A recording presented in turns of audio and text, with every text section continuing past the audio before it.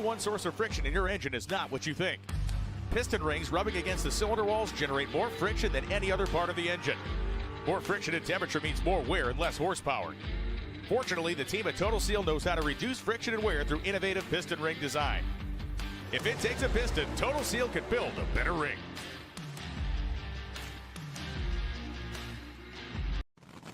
This is WFO Radio.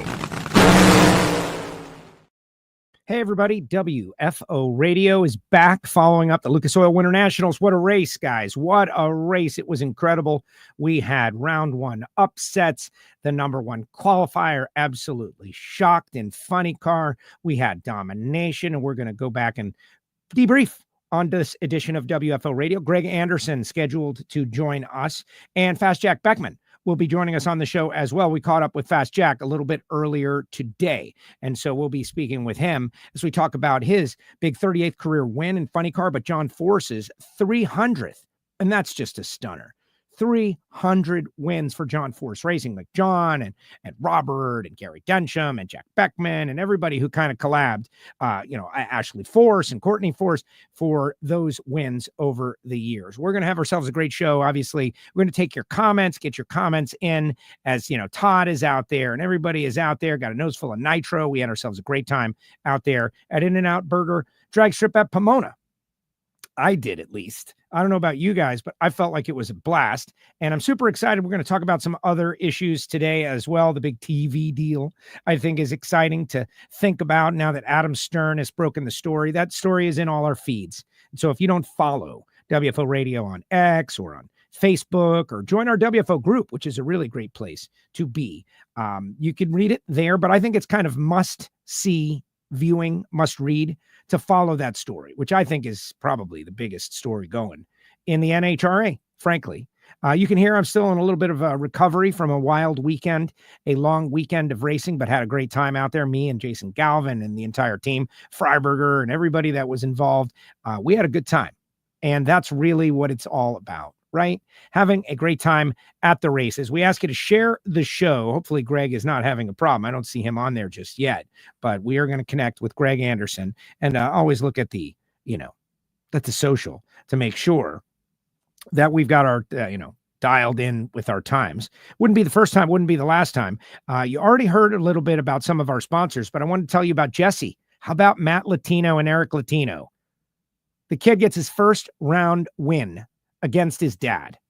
And if it never goes anywhere beyond this, that's a pretty cool stat to have, but it's definitely going to. The DPF X-Fit brand by Jesse. It's an OE replacement for you, over-the-road truckers and the big diesels. And the thing that's cool about it is that it is a direct replacement. All the clamps, everything is absolutely perfect. It's designed and manufactured in North America. It's got a 2-year unlimited warranty, and you can go to Jesse's website to find out more. Plus, they got their G-Sport brand, which is very, very cool. You saw Redline Oil now on board. Welcome, Redline, to the WFO universe. We'll be telling you a lot more about Redline synthetic oil, which I'm sure you see on so many of the nitro cars, which is very interesting. Going way back, Redline Oil, we did like an entomercial about Redline years ago, and so great to have those guys on board with WFO Radio, recognizing the scope within our Lucas Oil series of listeners and racers that are on board with WFO Radio. Super excited about that. You heard a little bit about FTI Performance Transmissions and Torque Converters. Happy that those guys and Total Seal back. You got a tour of Total Seal just a week ago with Matt Hartford. And now every nitro car that goes down the racetrack, I'm wondering, like, who's got the Total Seal nitro rings in it? That's kind of a fun game to play. We'll be posting that tour that Hartford gave us a week ago. Also, Bernie Speed Shop, BURNYZZ.com, over 100,000 square feet, classic cars, restorations, A-list, top tier, however you want to say it, when it comes to retrofitting cars, whether you want to do a resto mod or just a perfect numbers matching restoration. Bernie's does it. They're expanding nationwide. They can buy or sell your car if you want to sell on consignment, if you want to buy a classic car that they've already, redone, you can go to Bernie's, BURNYZZ.com. But I don't think Josh cares about any about that as much as he cares about the fact that he's back in the 60s, baby. We'll tell you a little bit about HusseyPerformance.net and Foggett and Hawley's and Marvin Rodak coming up in a little bit. But I see our 6-time world champion, 108 NHRA national event wins. The numbers are getting crazy for this guy. Now in sole possession of number 2 all time in the NHRA is what I heard. Let's bring him on, Mr. Greg Anderson. What's up, Greg? How are you? Good afternoon, Joe. Doing pretty good. Good afternoon, sir. 108. If we talked to young Greg when he got in the car and, put it in reverse that first time, you'd have 100, sorry to bring it up, 108 NHRA national event wins. It's a crazy number. Yeah. I think 1 was a crazy number back then, Joe. We all know that. How many wins do I have to have, though, before people stop bringing up that burnout? Couldn't do a burnout. I guess it's the rest of my life. It's for life, isn't it? Clay Millican has that same problem. And I think we had you guys on here together one time. You guys bonded over the deal, and you and Clay won together. A tremendous deal for Clay. But that makes you human, Greg. That's the thing. It makes you human. We got to see that people are human, and everything else you're doing is kind of superhuman. So, bringing that up every once in a while is just, this guy's a real person. You're right. And I can tell you, all these new drivers that we bring in that haven't really done it, don't have much experience, and then they go try this for the first time. Because, some people make it look easy on TV, I guess, but some of the newbies, they go try it the first couple times. They're like, holy crap, I look like I can't do anything right. I says, you have no earthly idea what I looked like when I started. Oh, you're kidding me, right? I says, no, I'm not kidding you. Pretty much the whole world knows, but let me tell you about it. So I give them that story, and then I guess it makes them feel a whole lot better. Obviously, don't worry about how you start. It's where you finish. Teachable moments, certainly. But, it's funny, all these newbies that come into the sport. We talk about it. You got one on your team, Matt Latino. He beat his dad. That was super cool to see that. Sorry, Eric. But it is also true. Sorry, Eric. The kid got after you. But early on in the learning curve, I think, maybe focus on just the core stuff, right? And then as you learn, like, oh my gosh, I red lighted once, don't want to red light again. So I gotta be a little later. And then you've had a bad light, and then you lose with an 80, and you're like, oh man, I don't want that to happen either. And your brain fills up with things that you don't want to happen. Getting through that has got to be the toughest.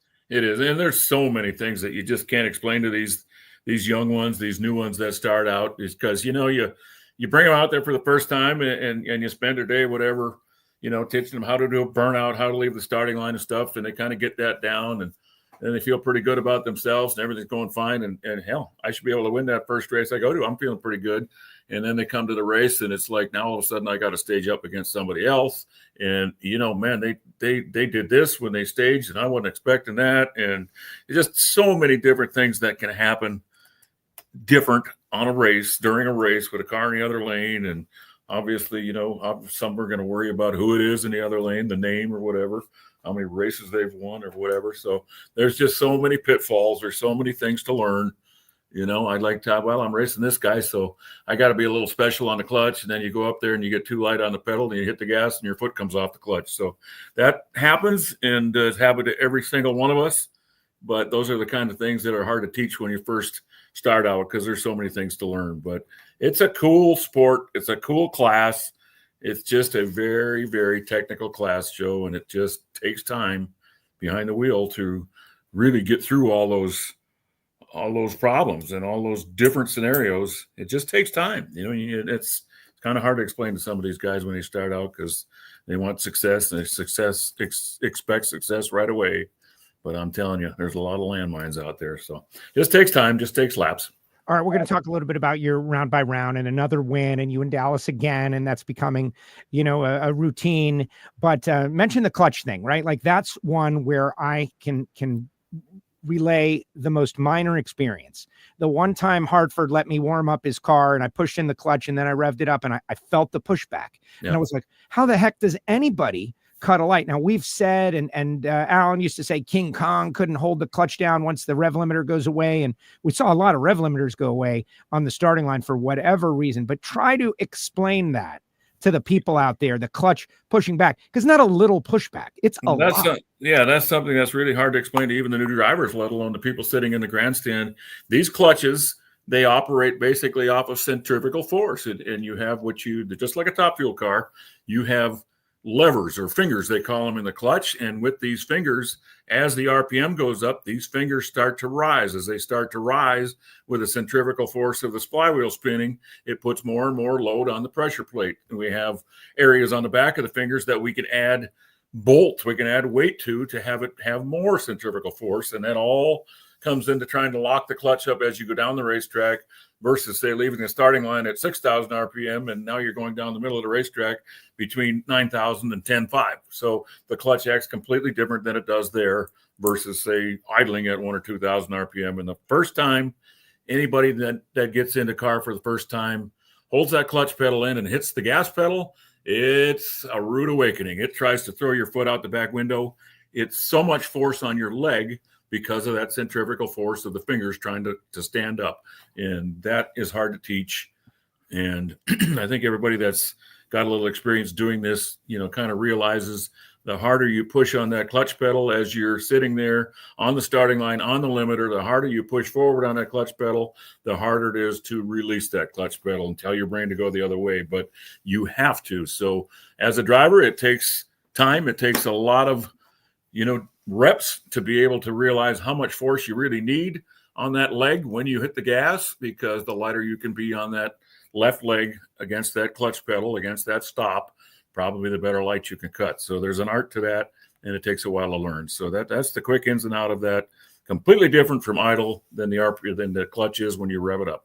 That is awesome explanation by a 6-time world champion. And you were on the tree. You got that figured out right now. At least 13 against Mason, 30 against Jeg, 15 against Corey, and a 27 in the final against Dallas.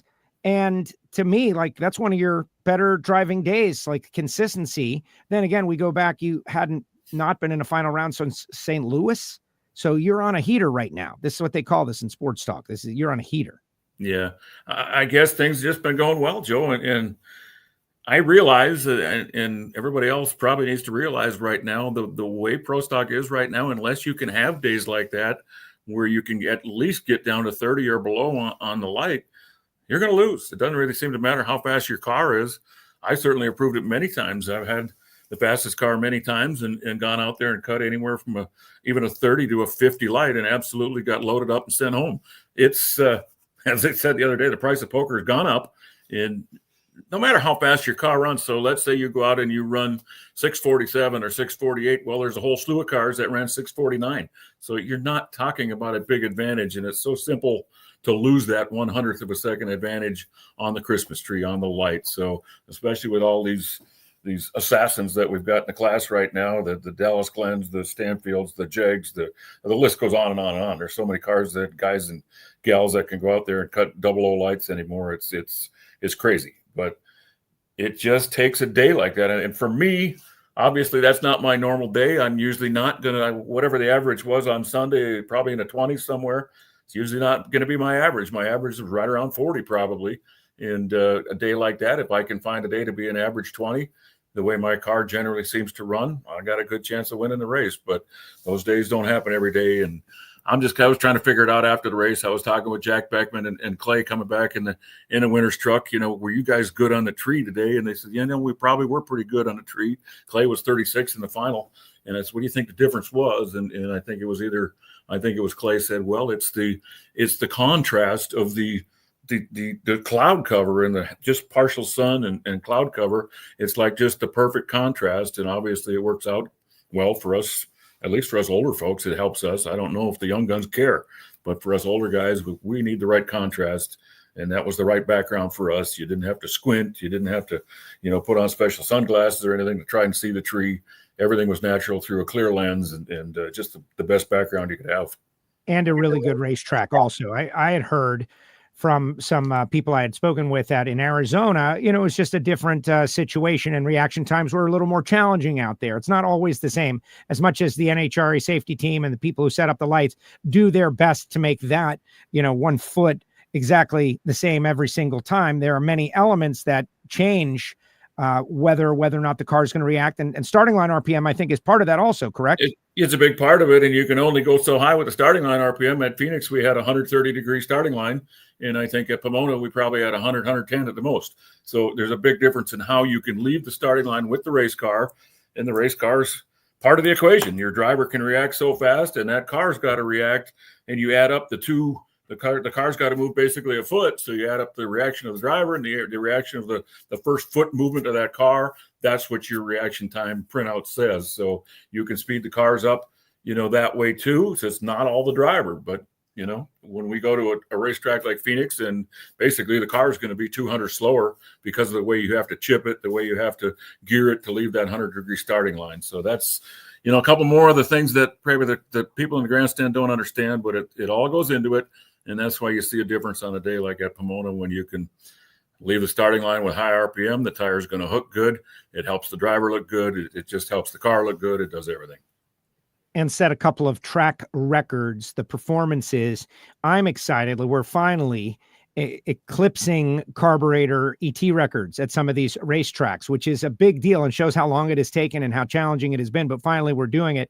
And to reset the track record, you said a couple of times in the media center, the car is happy. The car is happy. Like, the car is definitely happy setting those records. Happy car, happy driver. Rob Downing, talked to him a couple of times on the starting line. He's happy. Everything's happy. But this is clearly very hard to accomplish. Talk about what it takes to have a happy car. Well, in my case, or with my race car, a lot of laps on the car. It's a 2018 model car. It's got, I don't know how many hundreds of laps. It could be close to 1,000 by now.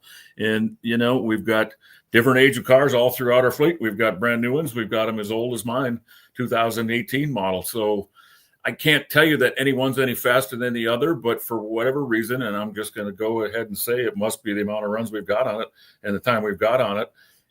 We've got it in a happy window. It's in a happy spot right now. And until we make enough wrong moves and get it out of that happy window, it's going to be a fast car, and it's going to be a dependable car, and it's going to be a car I can win races with. So we'll see how long we can not outsmart the race car, not try to reinvent the wheel and make it something that it's not. It's happy with what we're doing with it right now.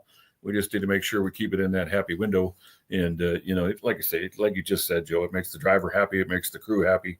It just makes everybody happy. So you don't get it very often, to be honest with you. You don't get a car that seems to be able to go from 130-degree starting line to 100-degree starting line, and it's just as happy at both of them. You just don't. You fight for that. You try to do that, but it's very hard to do. And, for whatever reason, and we'll just go with the amount of time that we've got on it, the amount of laps we've got on it. We found that with this race car. And that's the car you told us, one of your wins pretty recently, that was the car that you got from Kramer. Still the same car? Yep, still the same car. And I'm thinking right now you would probably have to stick a dynamite something to get me out of that race car. As I said, we've got brand new ones sitting here in the shop. But I'm pretty much thinking this is the car I'll be in probably for the rest of my driving future, Joe. Well, smart play. All right, let's talk about the final rounds against Dallas. This is becoming a tremendous rivalry. Each time you guys both make the final, just like we would do for Elite Motorsports, they've won the day, but now it is settled between the drivers. Dallas got some licks in against you, but you've been really rising to the occasion. And what is it like to go up against Dallas over and over and over again? Obviously trying to keep it interesting for the fans as well. Well, you know what you got when you go up there. You know exactly what Dallas can do. He's deadly. He's absolutely an awesome race car driver. He's in great equipment, just like I am. He's got the same engine I've got, probably just as good a race car, and we all know how he can drive. So you know what you got. You're not going up there thinking, well, he might make a mistake. You're never, ever going up there thinking that. You know you have no room. You know you got to go up there and you've got to execute perfectly. And somehow, some way, in my case, I've got to find a way to have one of my best reaction times of the day. So it's a hell of a challenge every time, Joe, but it's a lot of fun because I feel right now he's at the top of his game. He's as good as we've got in this class. We've got obviously a lot of excellent drivers in the class, but pretty sure everybody would say he's probably at the top of the game more than anybody right now. So he's the toughest competitor out there. He just know he's going to go late rounds every race we go to. And you've got to find a way. You've got to somehow find a way to get around them. And it's tough. Obviously the Phoenix deal was just dumb luck. He made the first mistake I think I've seen him make in years. As I explained earlier, he got too light on that clutch pedal. And as soon as he hit the gas, it threw his leg off. So it can happen to the veterans. It can happen to the best of them. And you just never know what you're going to get. But 99.9% of the time, Dallas Glenn's going to do the job, and he's going to do it right. So you know what you got going up there. You got to give it everything you got. And, fortunately, I came through this last weekend and did the job. And it was a great race. And now maybe everybody can stop talking about that lucky one at Phoenix, because that was embarrassing, Joe. Yeah, you're overly embarrassed by it. I don't think you should. That was embarrassing. Weird stuff happens. You know why I'm embarrassed? Because when it happened and Dallas did what he did, and I reacted off of the flash of his side of the tree when he left the tree basically before it came on. His top stage lights go out, and apparently I reacted off of that, and I red lighted, as you say. So obviously I'm kicking myself for that. And then the car made it 1 foot and it shut right off. Didn't even have a clue what happened there, except that I red lighted. And I didn't realize Dallas had red lighted then. I didn't realize that I'd left on his tree. So there I am sitting out there. My car will not start.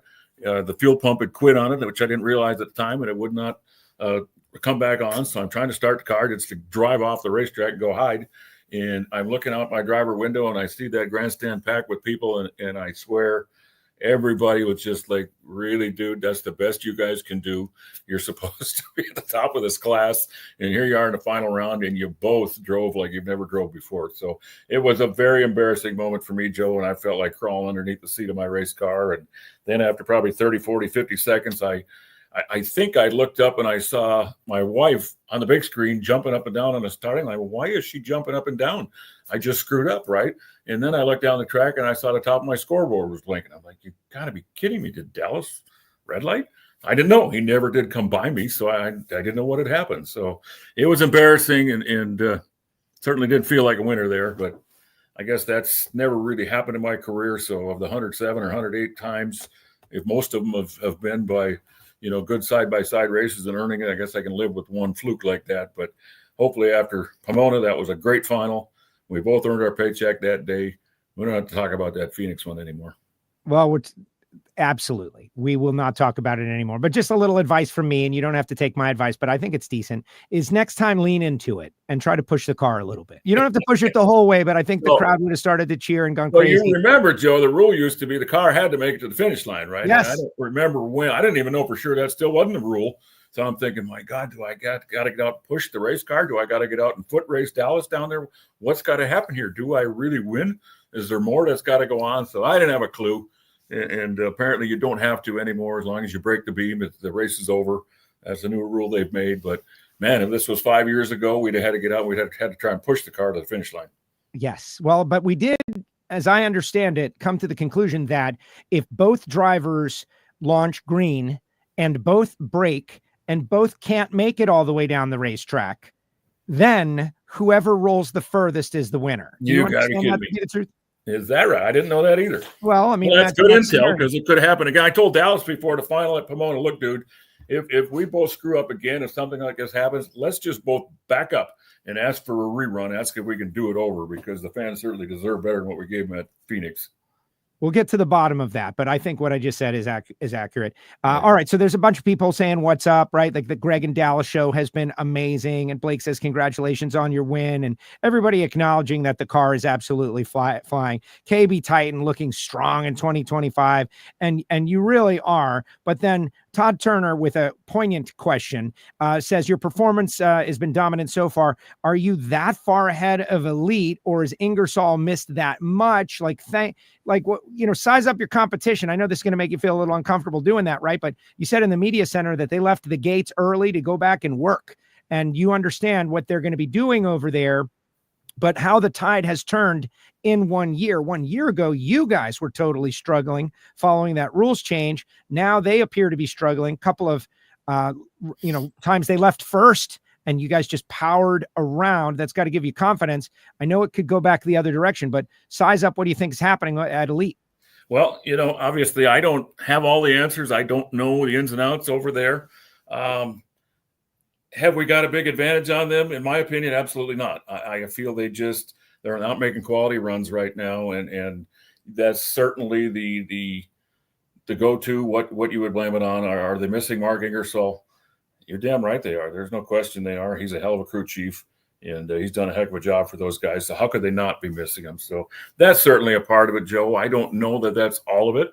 You know how it is, and I know this from experience. When you go to a couple of races and you get outrun for whatever reason, whether it's just tuning, whether it's just luck, whatever it is, you start to press and you start to do things that get you out of your norm, and you usually compound the problem. You usually start making mistakes, and that's pretty much what I've seen lately as it's gone on for more than one race now.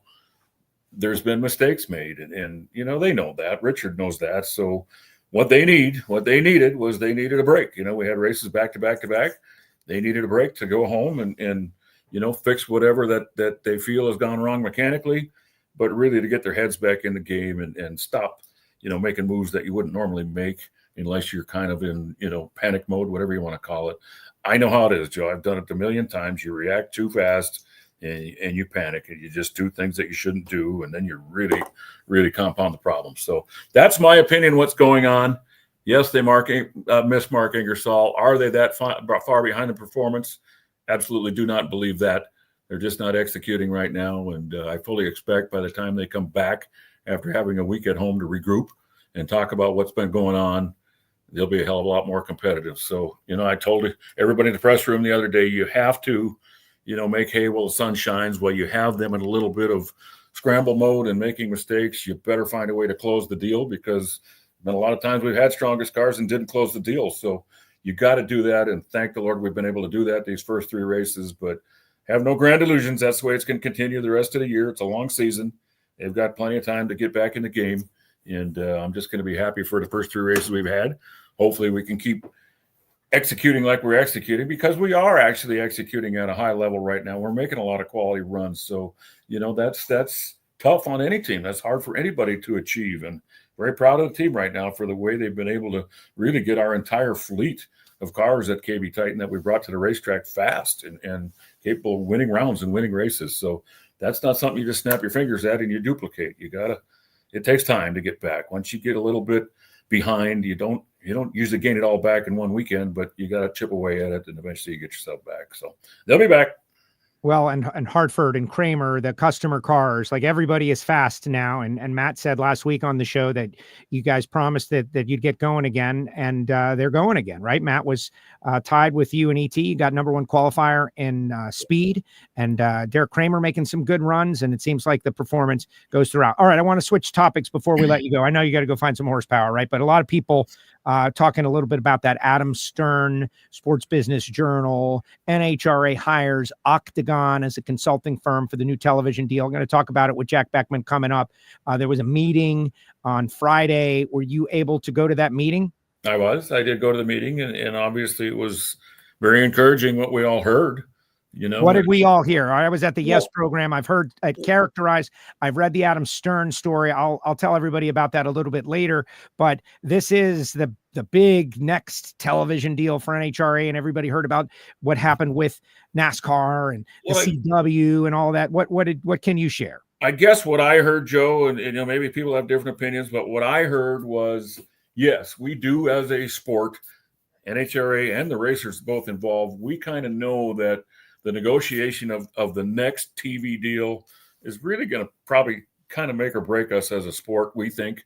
And we've been talking a lot with NHRA as the pro board, all the pro racers, how we want to be involved with those negotiations, because we feel it's that important. It's you know, we've lagged too far behind in how we've been able to compensate the racers. And it's very difficult for all these professional race teams to stay out there race after race after race without any real substantial purse increases over the last few years. So we all feel the new TV package, the sport is great right now. It's healthy right now.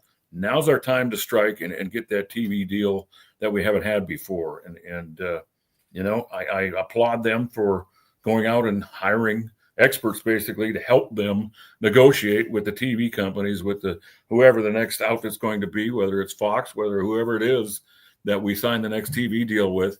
Hopefully it's bigger, better than we've ever had, and some of that can funnel down to the racer. That's what I heard. That's what I wanted to hear. And now we just got to find out if that comes true. So that's what it's all about. And that's what we're all hoping for. And as I said, the racers are trying to work together with NHRA to be a part of this new TV package and do whatever we can do to sell it better than we ever sold it before. All right. And so on that, I had a couple of conversations where it was floated to me that maybe the concept of separating classes from one another might pop up. A few years ago, Pro Stock they experimented with a Pro Stock only show. And so I've been wondering, what do you think about that? The concept of a Pro Stock only show, or maybe you and the bikes together on a totally different network broadcast than, say, the Nitro cars. Is that a deal breaker for Greg? Do you like it? Do you not like it? Are you into it? What do you think? It's I don't total know. rumor. Total rumor right now. I can honestly tell you, Joe, I've never had that conversation. That's something I've heard out of a couple people's mouths before. I've never had that conversation, and I don't know that it's certainly been being discussed right now with this new opportunity we've got. Who knows? I don't really know going into the future what it's going to take or what will be the best avenue for, say, Pro Stock. I'm not sure. We still feel that our best package we can put together is obviously Pro Stock Bike, Top Fuel, and Funny Car, all four together. I think there's plenty of fans out there for every one of those classes, every single one. There's obviously your group that loves the shock and the awe, the explosion, the fast, just crazy speeds of the Top Fuel and Funny Car. There's certainly people out there that love motorcycles. That's a different group. And there's certainly people out there that love the technical aspect of, say, Pro Stock, that you've got races decided by inches every time down the racetrack. So I think there's fans for all. And I think we need all four of us, to be honest with you. But we'll see as we go forward what develops. We're open to anything. But we think we're best off as a group, the four of us together. Okay. This lady out here says she's proud of you. Thank you. Kimberly Anderson. Just like that. She's been getting very excited. Jack Line saying hello to us. And you got a big base out there. Certainly, this guy says you got your words of wisdom. Certainly. Greg, congratulations on this win. 4-wide Vegas is next. Back to 4-wide. You guys are, running all but 2 races. You'll be back at 4-wide. That's exciting. And different mindset a little bit to break up the action. Our 4-wide mini season, for which there could eventually be a bonus. I'd like to see that, is coming up. Are you ready for 4-wide? I hope so, Joe. I've certainly done it enough times now. I'm out of excuses, so we can't say that we don't know how to do it anymore. But then again, we were talking this morning, and 3 of the racers that qualified for Sunday at Pomona, it was their first race ever to qualify. So we had 3 brand new drivers on Sunday morning, E1. And I think of those 3 drivers, obviously, they've never been in a 4-wide. So, it's not always, you've watched it in the past, it's not always the veteran that makes a mistake, say, driving 4-wide. But if anybody makes a mistake, it affects everybody else that's in the other 3 lanes. So it's just a crazy deal. And there's a lot of things that can go wrong. You just got to do the best you could do to handle yourself, but be prepared for anything. Well, it's going to be great to see, but of course, enjoy your off weekend in the shop, finding power. Greg, thank you very much for always being available and answering the tough questions. It's been wild to see. You got that regular season championship on the line, and you're doing pretty well in the point standings. You and Dallas are ahead by a considerable amount, but you're only ahead of Dallas by 2 rounds, 38 points. So it's going to be a wild battle for that extra bonus money as well. Thanks for coming on WFO. I appreciate it. You're very welcome. Thanks for having me, Joe. Have a great day, buddy. There he goes. You too. Greg Anderson with us here on WFO Radio, the 6-time champ, 108 NHRA national event wins. And very interesting as the TV talk becomes more public and more popular, more timely, honestly. The Adam Stern story is in my feed. We'll talk about it a little bit with Fast Jack Beckman coming up. But what is possible? You might have noticed if you watch the NHRA and Fox broadcast with Brian and Tony and Jordan and everybody that they front-loaded the Nitro classes to the semifinals and then did Pro Stock. And it's interesting. I love them all for different reasons. And I'm thinking to myself critically, what would be best? And I don't know the answer. What would be best? And there's a lot of pros and there's a lot of cons. There's a lot of ins and outs and what have yous. Would it be better to be packaged with the Nitro cars as they always have and then be, let's just say, the secondary story? Would it be better for the Nitro cars? Everybody needs more time to create the stories. You could see Jasmine Salinas crying up there, like made people think, oh my gosh, who is this girl? I want to know her better. Time is a major factor, which is why I love NHRA.TV, by the way, because we have endless time. This is why I do a show like this, where we can go as long as we so choose. Jack Beckman coming up next, by the way. It's really interesting. But at the same time, Matt Hartford had an in-car camera this weekend. And I went back and I rewound that in-car camera 20 times. 20 times. And I'm thinking to myself, this is an amazing occurrence. And we're treating it like it's just ordinary. Joe going to the grocery store. Like every one of those shifts, you can watch the tack in there. And I didn't pull the footage. I don't have the footage. I don't have access to the footage, right? But Hartford leaves the starting line, comes off the clutch. The RPMs go up, and it's just like this. Boom, boom, boom. And the light is coming on, and he's shifting. That is not an ordinary occurrence. Regular people don't do that. That alone, like we could debrief on that segment for a long time, because you can't short it and you can't hit the rev limiter. You've got an extremely narrow window to get in on. Otherwise, the car's not going to run. If you short it, the car's not going to run. If you hit the limiter, like you've killed the run. 100, 200ths in a class where thousandths of a second matter.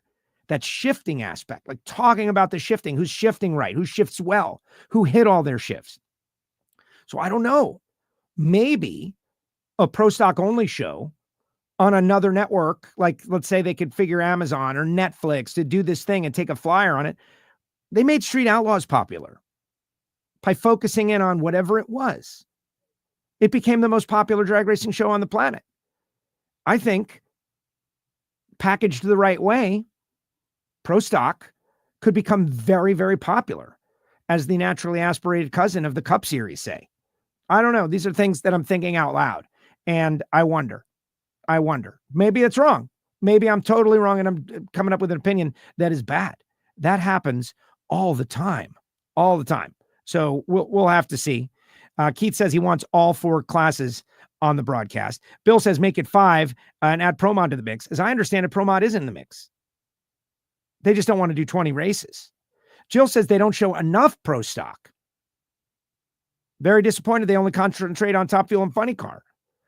That's the thing, but you're only one person, Jill. You're only one person. You need to duplicate yourself.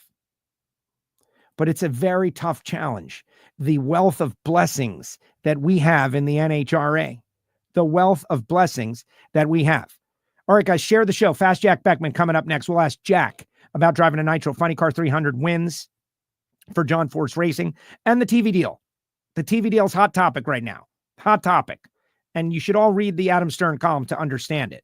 But we will summarize. But right now, I want to tell you about HusseyPerformance.net, not just copperhead gaskets anymore. Hussey Performance, doing valve cover gaskets and oil pan gaskets. And they are very popular in the top alcohol ranks. Not only that, but top sportsman, top dragster. We've got HusseyPerformance.net gaskets on Project Pontiac. And they have got pre-programmed gaskets, as in they can whip them out real fast. 412-716-4872. All made in America, all sourced here in America. Beaver Falls, Pennsylvania. That's David Allen. He's like, give him my number, Joe. Give him my number. We don't even have the shop number forward to my cell phone anymore. Just give him my number. I hope that's what you meant in that text message, David. Give him my number. But they have contingency program in top alcohol dragster, top alcohol funny car, top dragster, top sportsman for the NHRA. So you got to run those decals and the parts, of course. And also top sportsman and top dragster and PDRA. You can go to the website. You can get a quick turnaround, oil pan, valve cover, header gaskets, all in stock. Same day shipping, HusseyPerformance.net. When we come back, we're going to connect with Fast Jack Beckman, talk a little John Force Racing, funny car racing in the interest of full disclosure, which I always like to do. We caught up with Jack because he's a working man earlier today, but you can still post your comments. We'll get them on the screen. Fast Jack after this.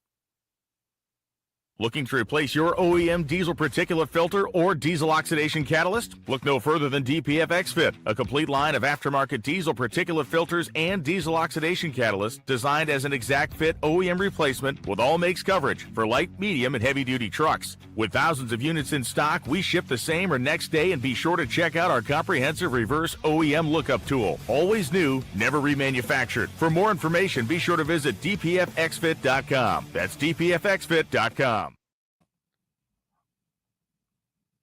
Welcome back to WFO Radio. Time to connect with our funny car winner. He got the job done. This guy is unbelievable at In-N-Out Burger, Pomona Drag Strip, Fast Jack Beckman. What's up, Fast Jack? How are you?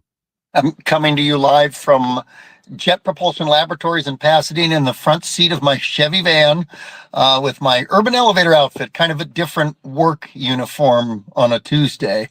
Let's zoom in on you. Like, I like it. That's like the working man outfit. You know, I was joking with some friends the other day, like, Formula One guys don't go back to work. Like, this is drag racing. This is cool. I like it. It's relatable. Everybody that watched the race, for the most part, had to get up and put their work clothes on the next day and go to their version of work. Even this, doing a show or podcast. It's my version of work, man. I could be on the beach. This is relatable. You're a hardworking man, Fast Jack. Well, and I like the fact that, remember, I was a fan of drag racing long before I was a participant. And what the cars did on the track, I thought it just blew my mind as a young kid. And then to be able to go watch them work on the cars in the pits, and then the drivers would get out and you could literally be feet away from them. And I love all motorsports. I truly do. But if you went to a NASCAR or F1 race, you wouldn't get that access. And I think that makes us, like you said, relatable. And I think it makes us a very interesting form of blue collar. And I'm just in a situation in my life right now with pensions and all that stuff. And the fact that after 22 years away, back in November of 2020, when I thought my racing career was over, the elevator trade welcomed me back. So it's nice that, you know, Urban Elevator just took me on a few weeks ago, and they're willing to work with me around the race schedule, and it works. And I think it helps out a bunch. Again, I'm still a fan when I go to the races, but when the fans also know, hey, here's a guy that's got to get up early in the morning, drive in traffic. I mean, it was an hour and a half to get here this morning, put in his 8 hours wearing steel toe work shoes, and then drive back home in traffic. I think it's another layer of, again, relatability. 100%. There's different crowds out there. You know, I live in Miami, Florida, and right, so some superficial stuff is happening down here, but there's different crowds, and I appreciate a velvet rope as much as the next person. I'd love to fly private. I'm down for anybody that wants to take me for a ride. But what you just described is how I grew up, and I think it's appealing to a lot of people. I guess we'll see over the course of the season, because this win, your 38th career win, I was just doing the research, you know, Snake had 35 wins. I don't know if it's underappreciated how many wins you had in your career. Yeah, so right, Snake 35 and Funny Car, but 49 overall, and then add in all his car owner ones. And remember, you can't compare eras, right? You can't compare pre-1920 baseball stats because they changed the baseball. And in drag racing, for the majority of my career, I got 24 shots a year to win a national event. When Snake started racing, there were 2 national events on tour. So, I mean, even to be spoken in the same paragraph with him, obviously this Funny Car win takes me to one above him, but you almost have to put an asterisk onto that. Now, that being said, I'll take it. I love getting to get into a race car. I love the fact that after 3 years and 9 months away, Robert Hite called me and asked me if I'd hop into John's race car and fill in for the season. And I love the fact that John had enough confidence in me to keep me on board and make me full-time this year. Yeah, you recoiled at the comparison to the Snake. I get it. I understand. That was good. Yes. Well, I just don't think it's comparable. If you look, John Force's 96 season set the standard for wins. Austin Prock, what they did last year on a 20 race season was amazing, but no Funny Car has ever been more dominant than Prudhomme was in 76 and 77. He won every race but 3. And there weren't just national events back then. Funny Cars and Top Fuel cars raced divisional races for points. And there was a lot of huge independent events, the popular hot rodding race, Hot Rod Magazine race, Bakersfield March Meet. Prudhomme was just beyond dominant. I don't know that you'll ever see domination like that Army Funny Car had over that 2-year streak. I don't know if we want to see that, right? Because it's funny how we celebrate those that dominate after they've done it, but while it's happening, at least nowadays in our modern culture, people say that domination can be boring. But that's what makes you a celebrity, right? Michael Jordan, the only reason he is what he is because he dominated. But then at the same time, if you're not a fan of the Chicago Bulls in that era, then you might not like it. Well, I think the nature of sports, and just like life is, there's an ebb and a flow. You know, when Bob Glidden was qualifying number one for an entire season straight, some people would say this is boring. But the fact of the matter is, especially in that era, he just flat out worked everybody. He ran a combination nobody else could even make competitive, and he dominated with it. When Steve Torrance won every race in the countdown a few years ago, some people might say that was boring, but I think he set a standard for people that may never be achieved again.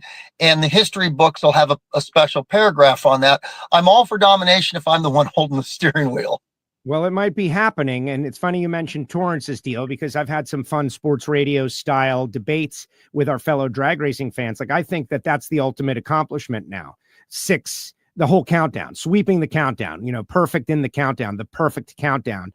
I just can't imagine that happening. And it's something to shoot for. It's like the DiMaggio 56 game hitting streak. Like, it can happen. It's like impossible until somebody else does it.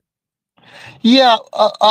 People don't realize, if you don't golf and you watch golfing on TV, it looks easy, and it looks easy because the competitors are incredibly skilled and they've swung the golf club 80,000 times. And it's not until you go pick up a golf club and try it that you realize this is way more difficult than I thought. Drag racing is not entirely different. When a team is going out there and dominating, they can make it look easy. But if you took a tour in our trailers and you saw what goes on for servicing between rounds, the decisions that the crew chiefs have to make, both in the bell housing with the clutch package and on the engine with the head gasket thickness, blower overdrive, nitro percentage, timing map curve, clutch flows, weights on the clutch, all that stuff. The fact that these crew chiefs can make these cars go down the track consistently quick is mind-blowing. And up until the finals, our peak Chevy was almost flawless. We were 380s every single run. We were never worse than the third quickest car in qualifying, and we were top two every round in eliminations. And then we had a hiccup in the final round. The car went out there and started to shake the tires, and we think we found the issue, but I had to be prepared to adapt to that. And frankly, as consistent as our car was, I almost missed it. I thought I could have actually caught it quicker had I thought that there was a higher likelihood something was going to go wrong. But our peak car has just been so fast and so consistent, it makes it look easy. That is amazing. In fact, let's take a second to watch the final round on NHRA and Fox and look at exactly that pedal job. They focused in on it, and I was very impressed. Not that you were able to do it, but you're able to still run low 4.0. Like, that is pretty crazy. Plus, we hear a wonderful interview with the boss. Let's check it out, NHRA on Fox. Good the car was. Statistically, you heard Freiberger earlier in the show. It's been better than Austin Brock's car. And in this moment, he needs it to be better than Dan Wilkerson's.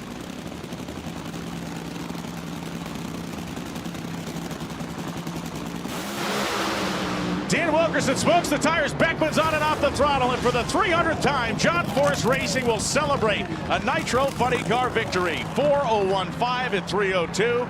It was more of an oil painting than it was a masterpiece, but he'll take it.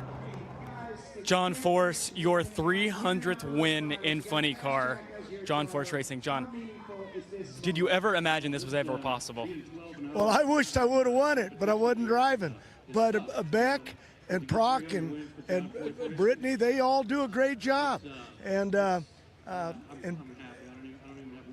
Robert and myself picked Beckman because we saw what he could do, and we put him in the seat, and boy, he's right in the heat of battle. So I love him, and congratulations, Fast Jack.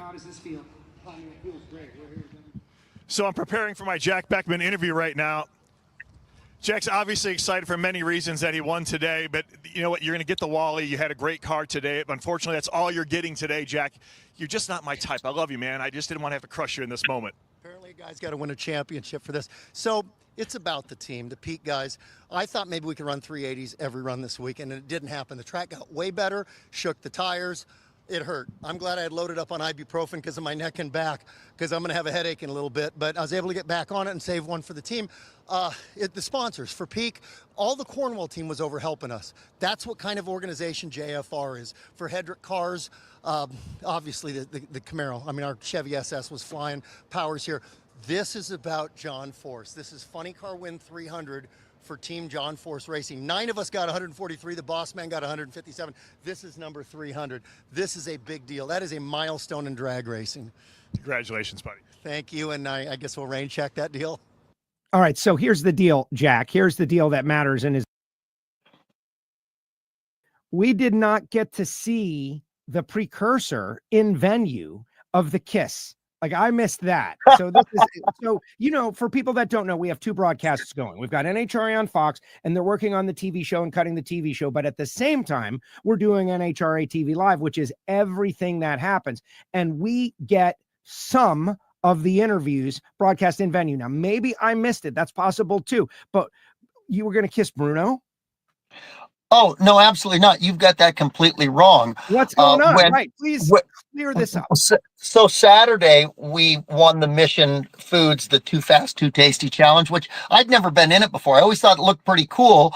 But remember, I was a fan for 3.5 years. I didn't have a chance to get in it. So it was awesome to be in it for the first time and to actually win it on Saturday. And Angel does a fantastic job as a spokesperson for Mission. And she did the presentation up there, put the medallion around my neck, and I went like this, and she gave me a peck on the cheek, and Bruno was on the other side, and I went like this, and he backed away faster than I'd ever seen anybody before. So I told him, I said, okay, I'll let you off the hook now, but when we were in the race, you got to do it. And he said, I'll think about it. Joe, I'm perfectly content with letting him off the hook. I agree. No, we all prefer that.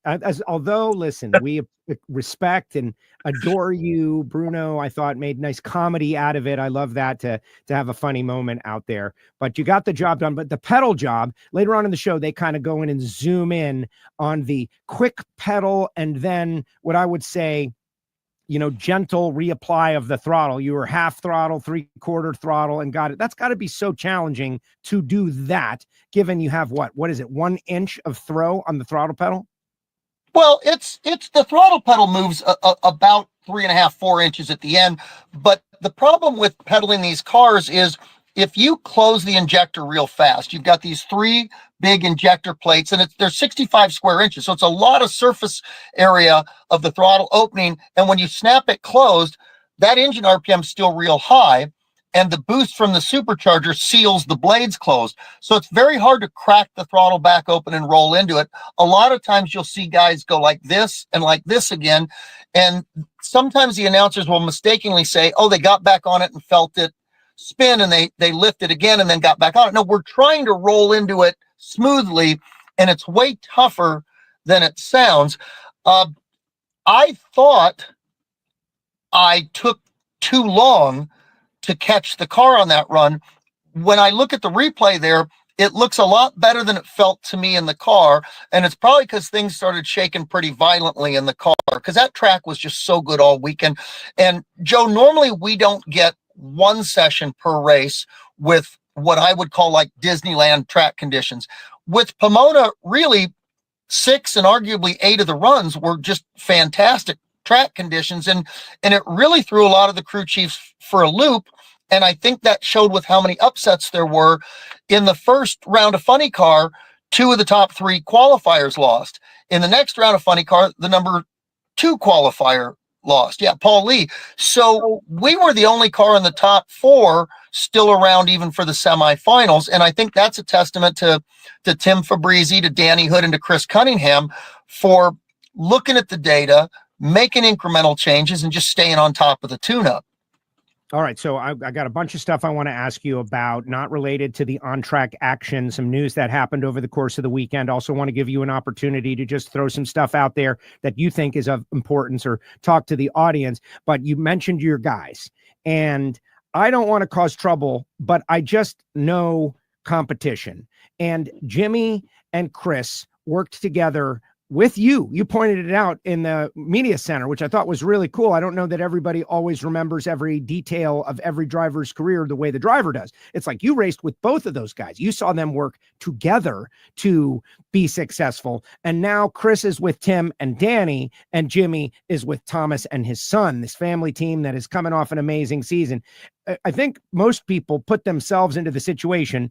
And if you're Chris, at least, and it reveals something about me, like any competitor wants to beat the other competitor. But when you break up a duo, they, in music, in movies, Martin and Lewis, like going back as far as we want, like Chris Cunningham really wants to be the guy to knock those guys off the top with John Force's car, with you as the driver. Like, come on. I think additional motivation is probably there just for that moment, because Jimmy blocks out the sun as a tuner. He's probably the most famous tuner we got, him and Alan Johnson. So what's it like inside that team managing all of those things?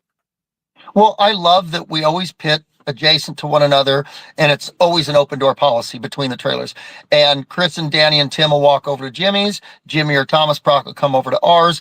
We do run slightly different combinations. There's not all the same hard parts in there. They do have well, I shouldn't say. They have similar but different tuning philosophies. So, like one crew chief will tune with wheelie bar height, another one does it more with tire pressure, some will do it more with ignition timing, some with nitro percentage. Everybody's got their way of doing it. And I like the fact that we do keep an open book, but we don't run our cars the same. In fact, there's a whole lot of differences there. And maybe to point out for the fans, the reason that you really need two crew chiefs, or at least a crew chief and an assistant crew chief, is there's so much data to look at between runs. One guy can't possibly get to it all quick enough to get back to the team to tell them, put this head gasket thickness on it, put this clutch pack in it, because a lot of these decisions have to be made within the first 15 minutes of the car coming back to the pits. Otherwise, the clutch and the engine can't start to be reassembled. And then they'll continue to look at data to decide clutch flow rates, blower overdrive, things like that. Well, I have three crew chiefs, and it's not that I need extra supervision most of the time. It's that Danny Hood and Tim Fabrizi ran John Force's car. Chris Cunningham was the crew chief on Austin Proc's dragster. When that operation was parked, John did not want to lose Chris Cunningham. The talent that he has and what he adds to John Force Racing, and now specifically to our Peak Chevrolet, was something we just couldn't let go. So it only made sense to keep him, move him back to a funny car, which he had experience. He was on my Infinite Hero funny car with John Medlin and Jimmy Proc. And we just happen to be one of those rarities out there that there's three crew chiefs on the car. And people would say, sometimes too many chefs spoil the soup. But look at the results. It really shows you the harmony that Hood and Fabrizi and Cunningham have. Nobody's arguing. Everybody's doing their job. They bounce ideas off each other. They coalesce. They put it in the race car, and it goes down the racetrack. Because, and again, this is unnecessary, right? But people want to know this. Like when there's disagreement or just a decision to be made, is there someone that makes the final call, like has the final word, or is it like democracy in there? Yes, I'm second in line, and everybody else on the team is tied for first. Well, I don't know, because the way we've got it now, because there wasn't room for three computer screens up in the upper level of the trailer, Danny Hood and Cunningham sit next to one another. Fabrizi is right at the bottom of the steps with his own setup there, and Tim is more also the hands-on fabrication guy, so it puts him a little bit closer to the race car. I have yet to hear them have I've heard them have discussions. Never heard them had a disagreement, but I love the fact that Chris will say, okay, I think we need to do this on the tune-up. Danny will look at his numbers and say, yeah, but what about this on the weather? Tim will come in there and go, look, here's what the track's doing right now. And you can just kind of see the gears going in all their heads, and they all seem to arrive at a pretty similar answer to that. So that would be a question to ask at Vegas in the pits. If there really ever is a disagreement, it's not a coin flip or picking straws. Ultimately, somebody has to be the one that puts their stamp on that. Interesting. All right. I know you got to get back to work. The Octagon deal. You went to the big meeting. I was over at the Youth and Education Services program, but I got to speak with Bob Tasca a little bit about it. Adam Stern, the, like pretty much the go-to guy when it comes to sports media journalism, put out a great story. I have shared that story in our WFO group and across our social. It made me feel excited and optimistic about the future. This is why many talent people have agents. Sometimes it's better to have people negotiating on your behalf than yourself. That's why you hire attorneys. But you were in the meeting. What can you share? What made you excited, optimistic, or not? If you felt that way. Well, actually, I had to duck out early. I went over to the NHRA Motorsports Museum and hosted one of the training groups for Peak, which is one of the awesome things about the sponsor we have when we're talking about blue collar stuff earlier, is that their customers, their retailers, their distributors are all hands-on blue collar people. So I caught part of that, but maybe you can give the fans a quick 101 review and then I'll give you my feedback on this.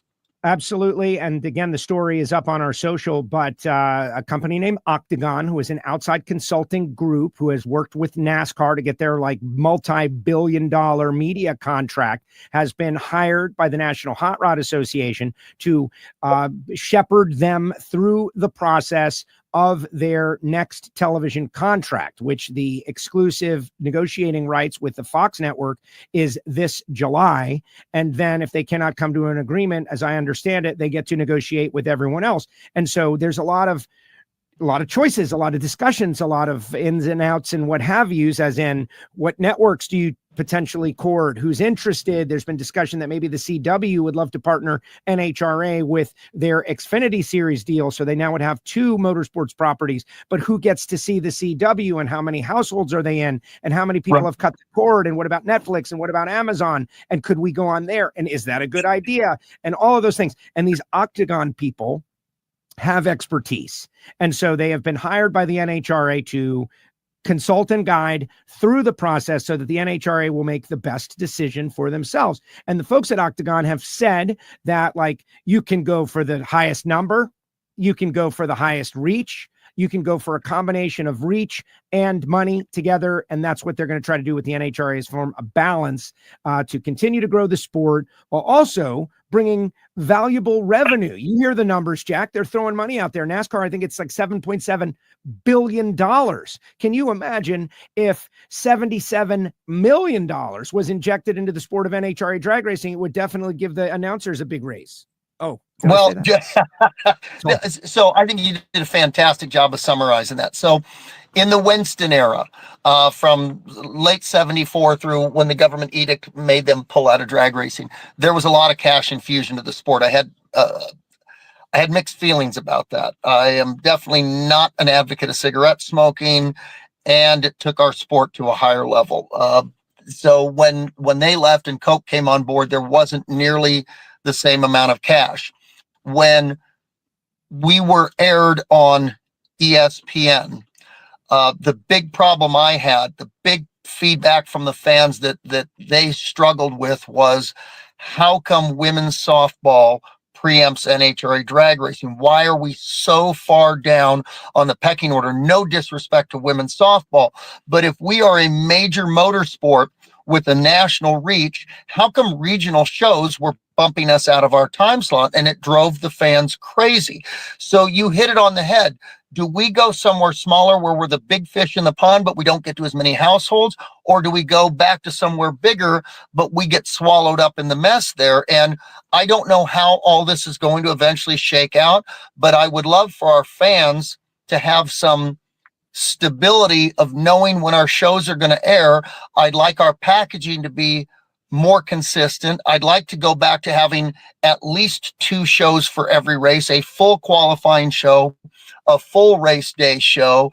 And I think we really need to emphasize and focus more on in-person attendance, because yes, TV is going to take the sport to the next level or sustain it at the level that it's at. But when you do an overhead shot on race day at some of these places, because a lot of those people choose to stay home because they can watch it on TV, and that's the mixed blessing of same day good television coverage is a lot of people don't come out on Sunday anymore.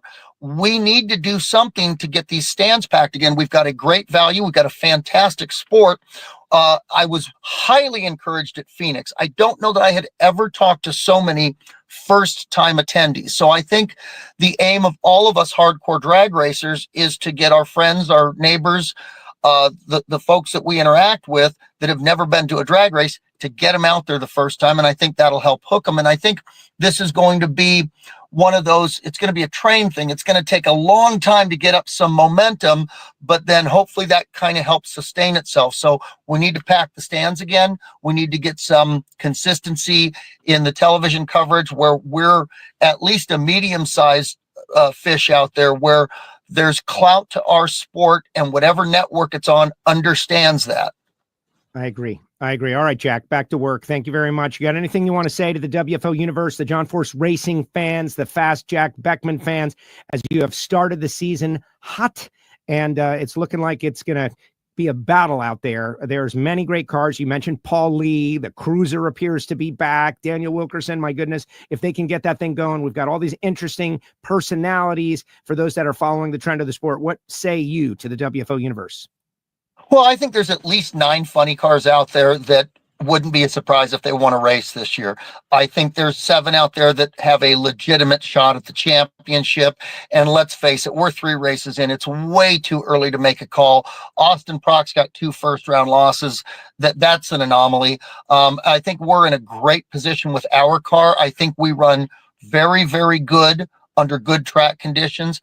I think relative to the field, we run even better when it gets hot. So I'm kind of looking forward to the hot racetrack stuff, but as a driver, it's cool to put big numbers on the board. And that only happens when we have cool conditions. But no matter what, I can't wait to get to Vegas. I have not done a 4-wide since 2020. I'm going to go back and read that 4-wide staging for dummies manual, because I don't want to mess that up, but I'm really looking forward to stepping on the throttle with 3 cars next to me. That'll be a pleasant change. I think our peak Chevy's got, again, as good a shot as any funny car in the land at bagging a win out there at Vegas. The best part about you being back, in my opinion, is that this you love drag racing so much, and you have this like renewed it looks to me like a renewed excitement about every single thing in the sport, probably because of the time off, but you're doing such a great job of showing it. And that's what we need. We need everybody to understand, like, this thing is not just a thing. This is an awesome thing that people are so passionate about very deeply. You're doing a great job, Jack. Keep it up. Doing my best to stay as the world's fastest elevator man, Joe. And thanks to the fans for tuning in. Without the fans, our sport is nothing. So I totally appreciate either seeing you guys at the ropes or you watching us on TV. Thank you very much, Jack. Appreciate it. Back to the elevators. Talk soon. There he goes. Fast Jack Beckman with us here on WFO Radio. We'll be back after this. For more than a decade, FTI has strived to become the leader in the aftermarket performance transmission and converter industry. We've joined forces with McLeod Driveline Components under the leadership of Top Fuel Funny Car pilot Paul Lee, and now have a larger distribution network, more resources, and more power. Come see us in the pits and ask how you can join the FTI family. It's not cheating, it is the competitive edge. All right, guys. Fast Jack, amazing. Appreciate everybody sharing the show. Watching the numbers go up during that interview was really amazing. And Fast Jack Beckman, clearly a great ambassador. I do want to, piggyback on a couple of things before we get to the Clay Media Center bit. I reached out to Clay. He said I lost a whole shot battle to Kenny Wallace. Yeah. Can you believe that? Kenny Wallace beat me to the request for Clay Millican. That's all right, because he doesn't have the Media Center stuff, and we'll get Clay next week. But Steven is right. NHRA TV is your best bet for viewing. Now, of course, the reason I'm saying that is because I'm on there every week. Let's just be honest. But also at the same time, you hear everything. Jason Logan, Jason Galvin, myself. You also see Jordan Vandergriff and Bruno and Angel and everything that we've got going on. But what it is it's guaranteed. It's guaranteed that you're going to see it. And I am pushing NHRA.TV as much as I can for my diehard friends. I watch them toil.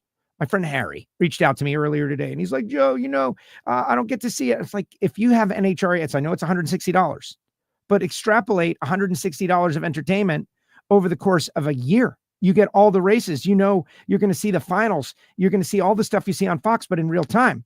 And you block out those hours of entertainment. It turns out it's like pennies an hour.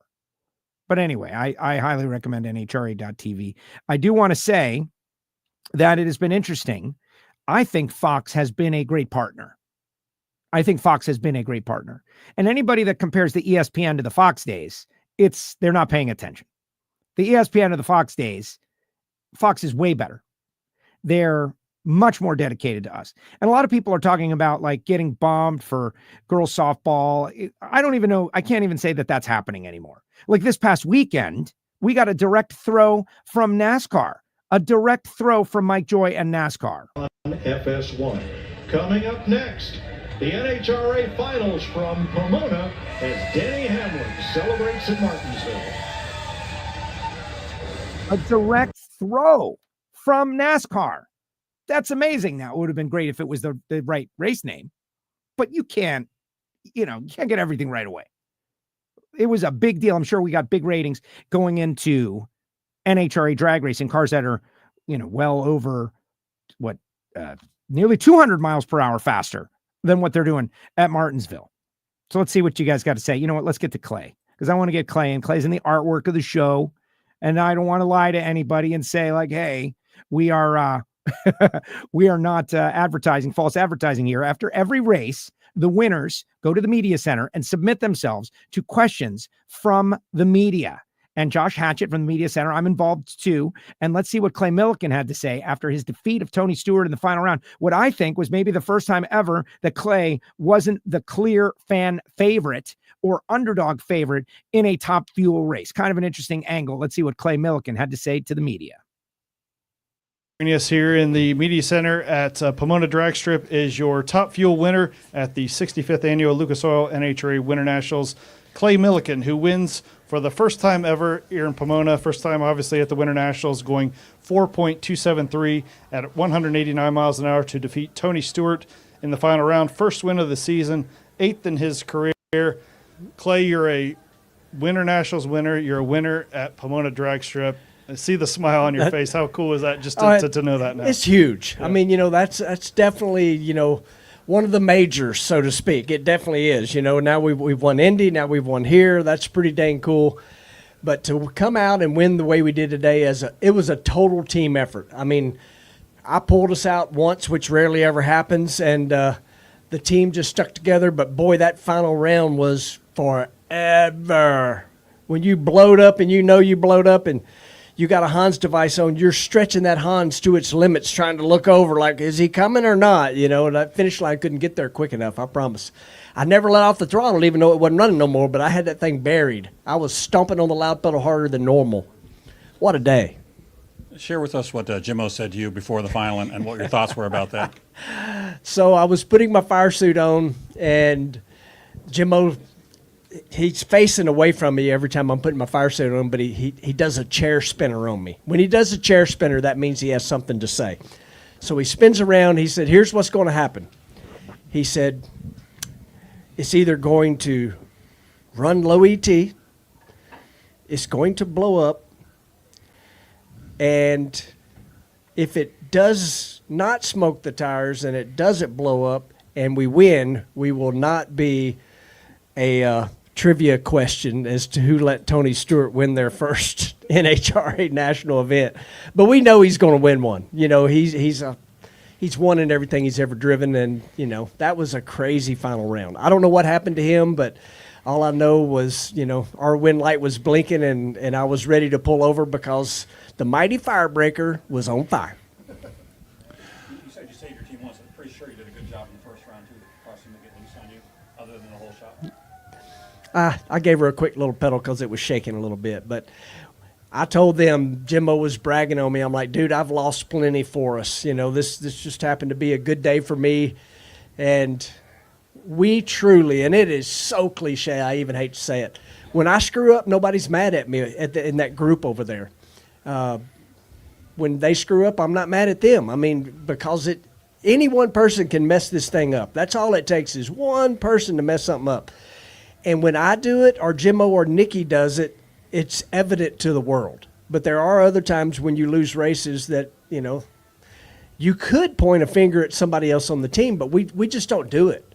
The best thing, our policy, and it is a team policy, and I got a perfect example from today. If you screw up, admit it, because it just makes it so much easier. You know, it's just all there is to it. And we had that today, and one of our brand new team members, he went straight in the lounge and told Jimmo one tire is 1 inch bigger than the other. His name's Logan. Logan is brand new to drag racing, fresh out of school, and I'm so proud of him. He could have easily just told Jimmo, "Oh, tires are good," but he didn't. He owned his.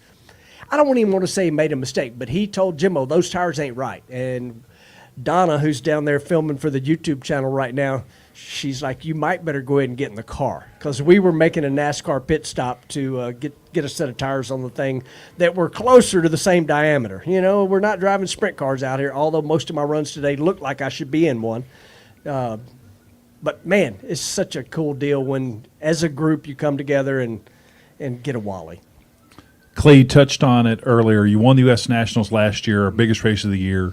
You win the Winternationals, one of our majors. How significant is that to add that to your resume, which is already expansive, but now, you know, really the Gator Nationals is the last thing on your majors checklist, and then a world championship. So can you talk about just how significant winning the Winternationals is? So I always kind of go down this path a little bit because it means so much to me, Donna, the family.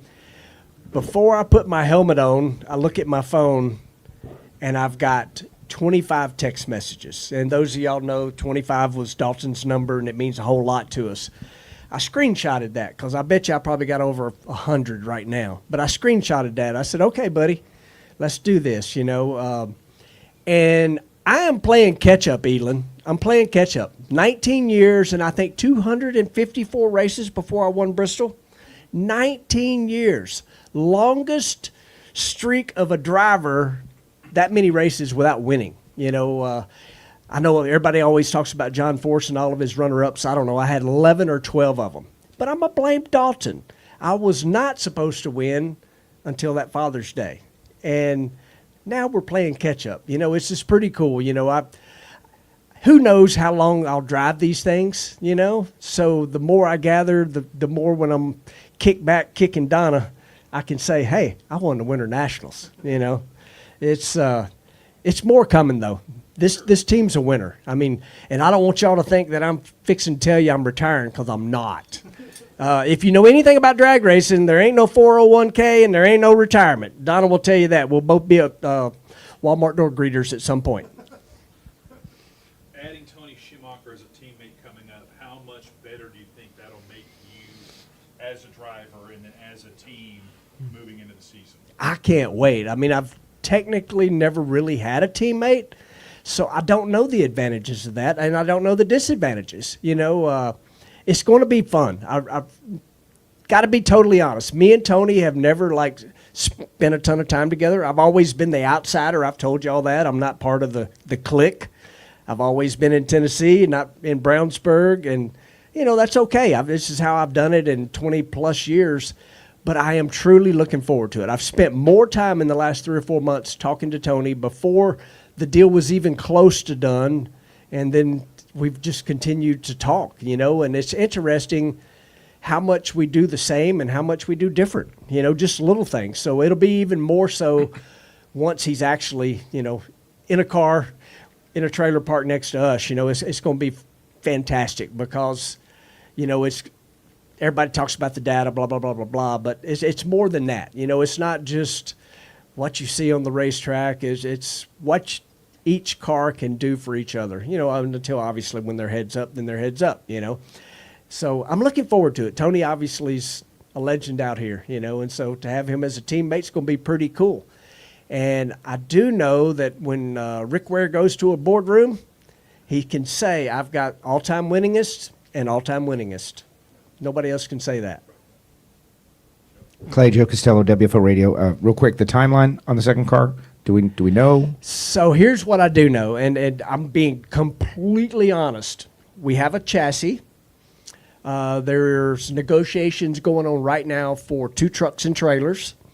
And the hard part, is the people, and I've said this already, but I'll say it right here, everybody watching, it all's going through Jimmo. So, it's funny. Rick's like, are you sure you want to do that? And Jimmo's like, I've ran 7 cars before. Two will be easy, so, so the important thing right now is, yes, gathering up parts and pieces, but people are way more important. Without people, none of this happens. And so, we're already getting lots of resumes, I'll tell you that. And, as far as the rest of it, there is no dead set timeline, but sooner the better. That's for sure. But we're not going to come out here and put Tony in a car that is not equivalent to what my car is right now. It's very important that those cars are identical. And they will be. Internet will be asking. He will be in a canopy car and I will not. That'll be the only 2 differences. But every other single part of those 2 race cars will be identical.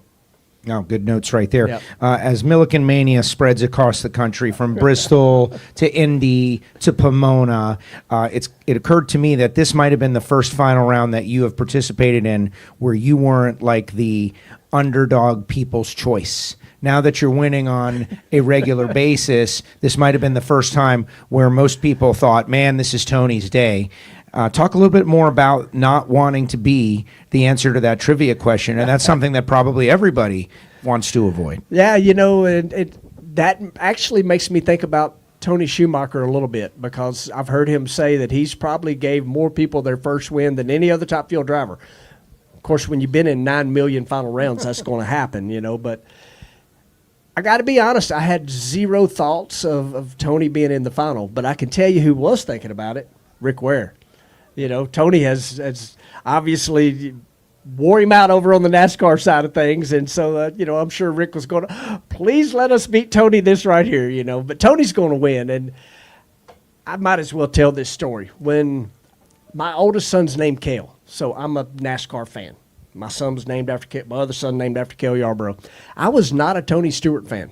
I didn't like the attitude. I didn't like the helmet throwing. It's not my style. Y'all know that. I'm going to get out after I get my butt kicked, and I'm going to smile about it. Now, I'm going to go kick Donna later, but, but it's just true. First time I met Tony, I'm like, you know what? This is a good dude. Like, he's a straight-up racer. He's obviously got a different attitude sometimes than I do, but we haven't seen that here in drag racing yet, I really like him, and I'm not just saying that for the camera and the people here. He's a good guy. But I really wasn't thinking about that in final round. I was thinking Winternationals and when will I ever get this opportunity again? And thank goodness it worked out.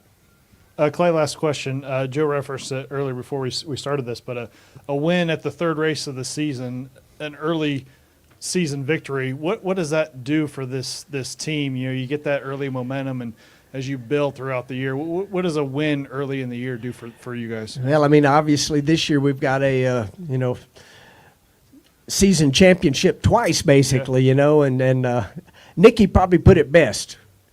We're going to win, and we want that money. So, that regular season championship is the first thing on the agenda. We put ourselves in a little bit of hold. I let us down in Phoenix. It was my fault, 100% my fault. We should have won first round. And so this dug us out of the hole a little bit until we threw the rods out of it, and we got a 10-point penalty, for oil on the racetrack. But we earned that. Mm-hmm. We absolutely earned that 10-point penalty because we blowed it up good. So, but early wins, I can't say that I've ever had any in the NHRA side of things for sure. So it's certainly a momentum changer.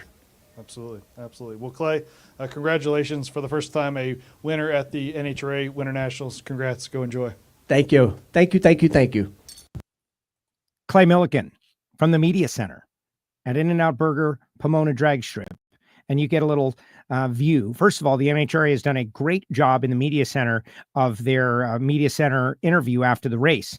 And you've got a lot of passionate people in there. Hall of Fame editor Phil Burgess. You got Elon from Drag Race Bracket Bonanza, myself, Josh, and a few others that are, peppering these guys with questions. It takes about 10 minutes. And that, believe it or not, is offered and available to media and websites to utilize however they want. Right. And so that's why I usually get a personalized interview with everybody. So, but in these quick turnaround races, and why not use that?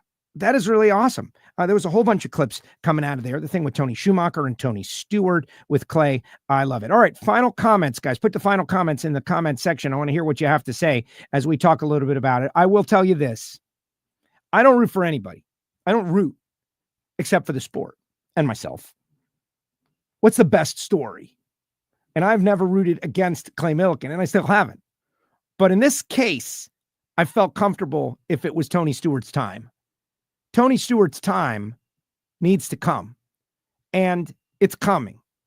And those guys over there are working very hard, and you haven't even begun to experience the full power of Tony Stewart, like a full operational battle station.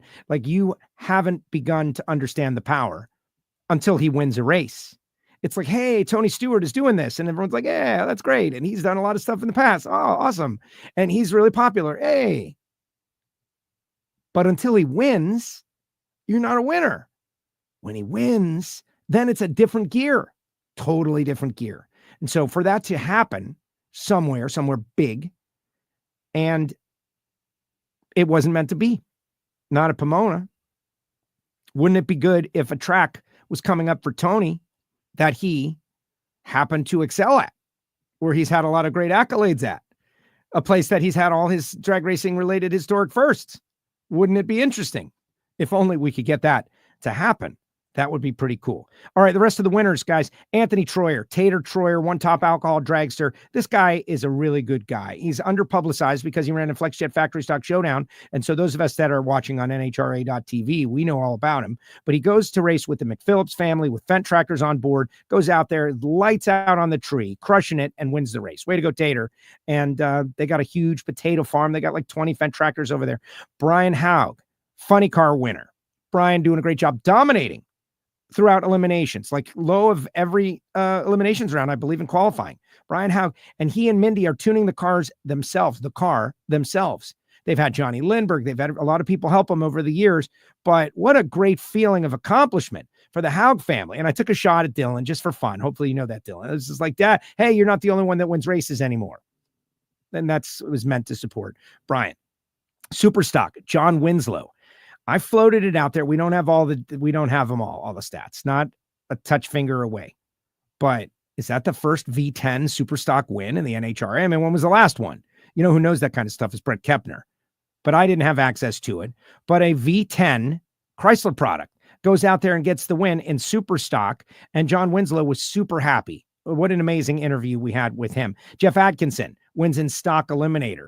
Jeff beat Bobby Bender.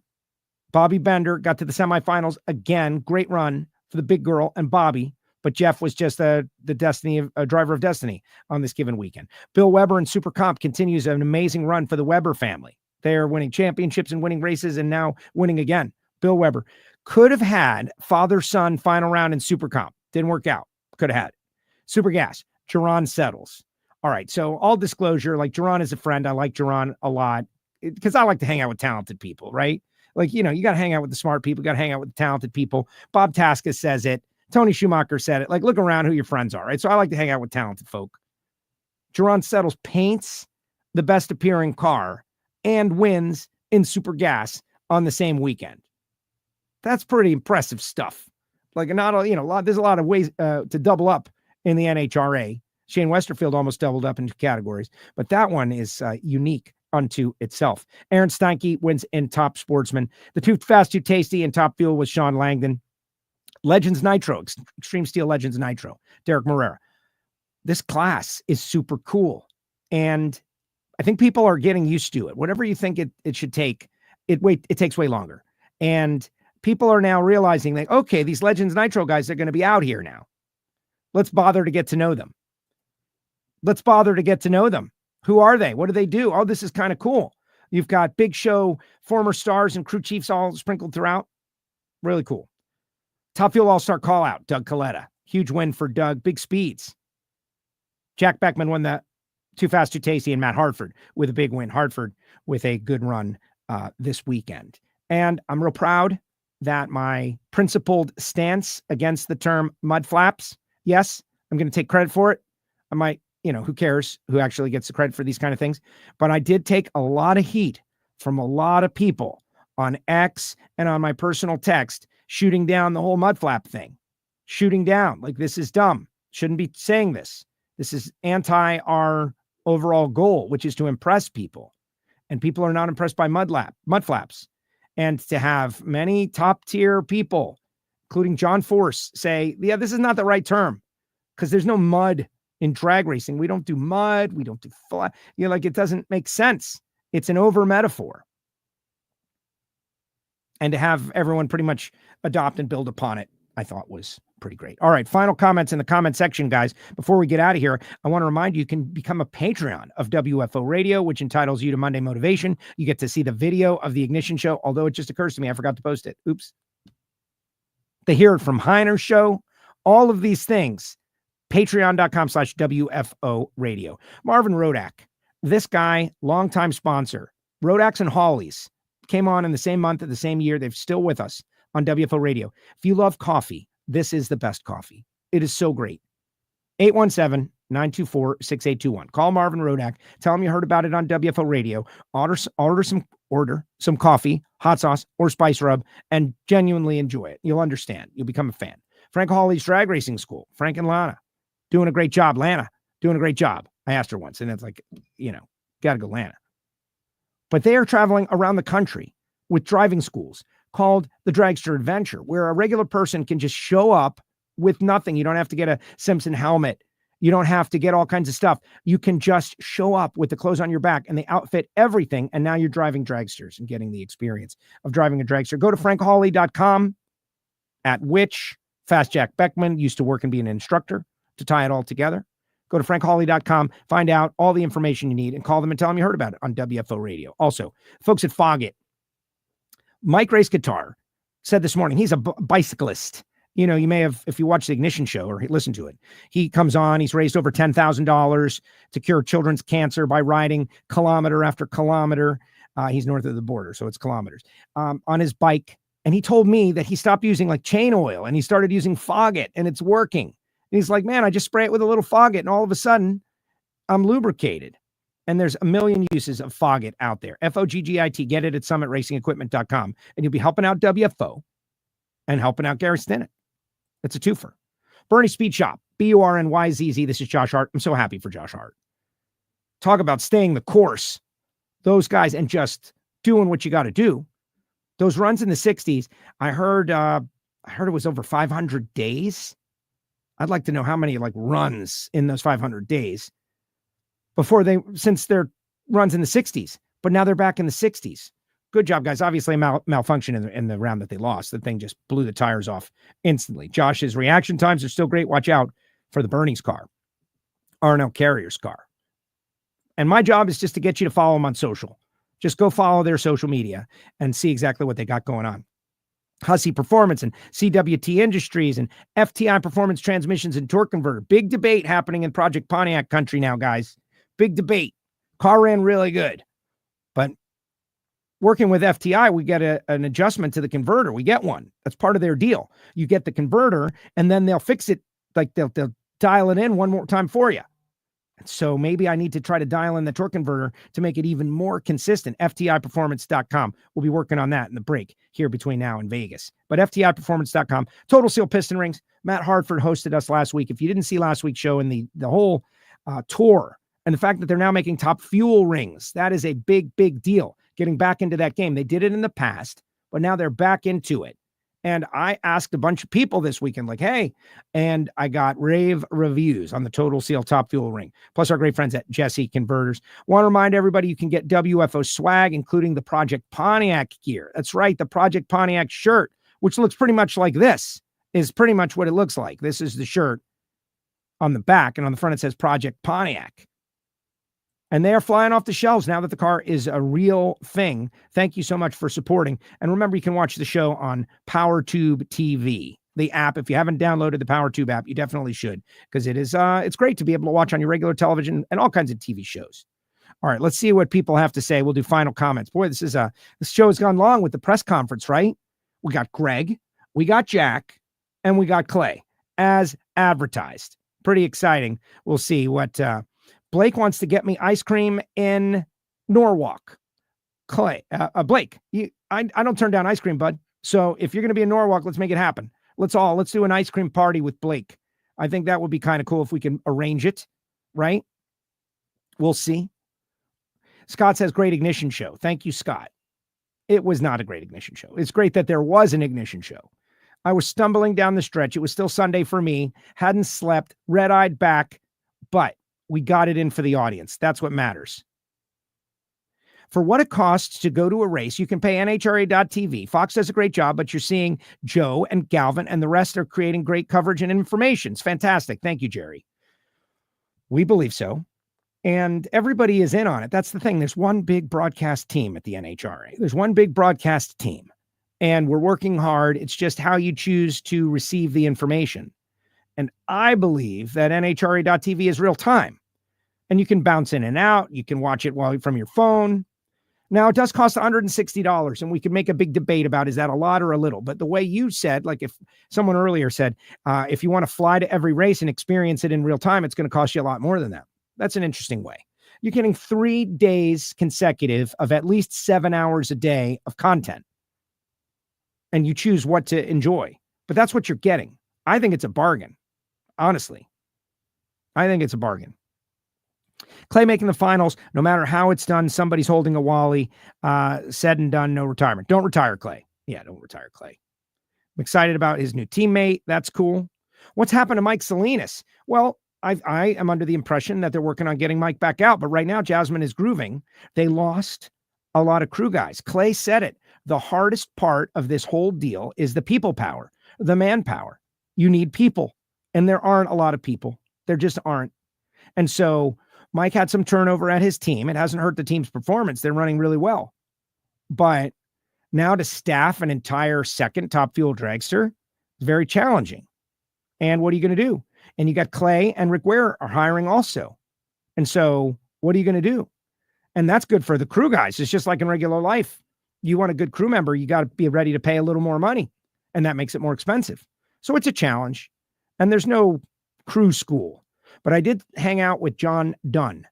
And I was with Hunter Koffel. Tommy Noodle's son came to the race. And we did a live Nitro school, which I talked for an hour straight and did play-by-play of everything that happened and interviewed John Dunn and interviewed Buddy and interviewed John and Jim Dunn while they were doing the turnaround. It was really interesting. It was a very special, historic first in the NHRA. I thought it was really good, and I was happy to be a part of it once again.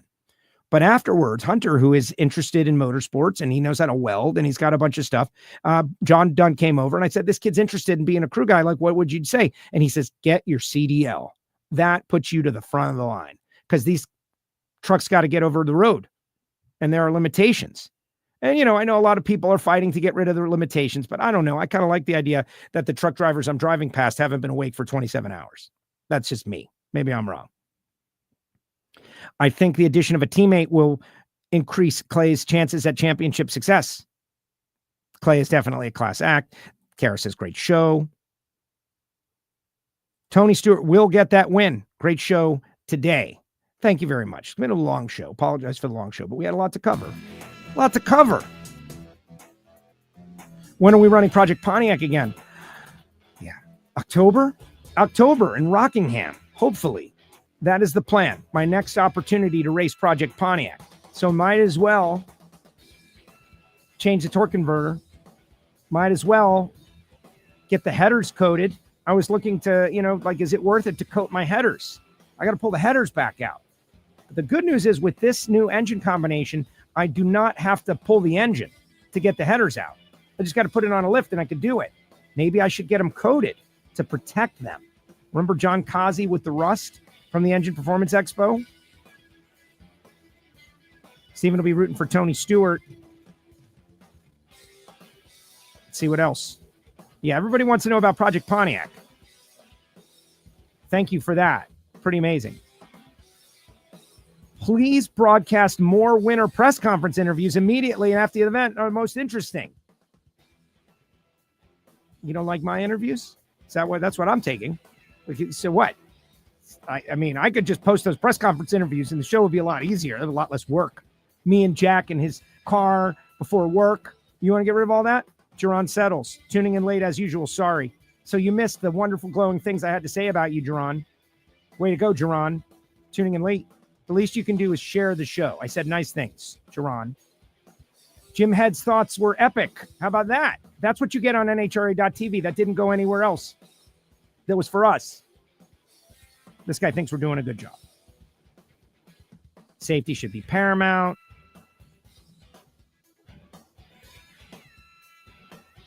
Everybody likes Freiburger. I like Freiburger too. Thanks, Joe. I will. Yeah, the stuff I said. I got an 850 cage, baby. I'm good. I'm all certified. I'm ready to go. All right, guys, share the show. That's your homework. WFO, appreciate you. Download the podcast. Write us a review. Subscribe. Click the bell. All of it. WFO.